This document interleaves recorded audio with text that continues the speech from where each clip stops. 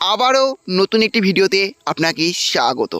PM কিষাণ প্রকল্পে 19 নং কিস্তি টাকা কবে দেবে, এই অপেক্ষায় প্রত্যেক কৃষকই রয়েছেন যে পিএম কিষাণ প্রকল্পে 19 নং কিস্তি টাকা কবে পাওয়া যাবে।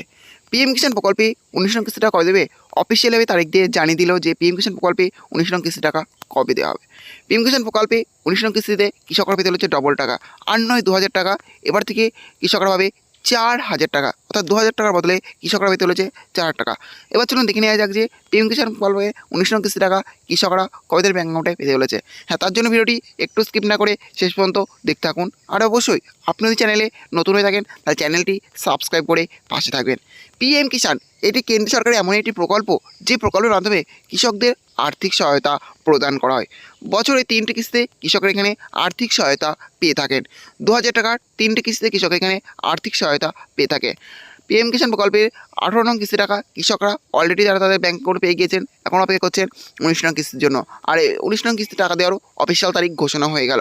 আর এই 19 নং কিস্তিতে কৃষকরা পেতে চলেছেন 2000 টাকা বদলে 4000 টাকা। এবার চলুন দেখে নেওয়া যাক পিএম কিষাণ প্রকল্পের 19 নং কিস্তি টাকা কৃষকরা কবে তাদের ব্যাঙ্ক অ্যাকাউন্টে পেতে চলেছেন। পিএম কিষাণ প্রকল্পে 19 নং কিস্তি টাকা দেওয়ার অফিসিয়াল যে তারিখ ঘোষণা হয়েছে সেখানে প্রথমে দেখতে পাচ্ছেন লেখা আছে the 19th instalment of the PM Kisan scheme is expected to be released in February 2025 based on previous patterns. Beneficiaries should complete their eKYC via the PM Kishan portal or a CSC to ensure timely payment. For updates, check the official website.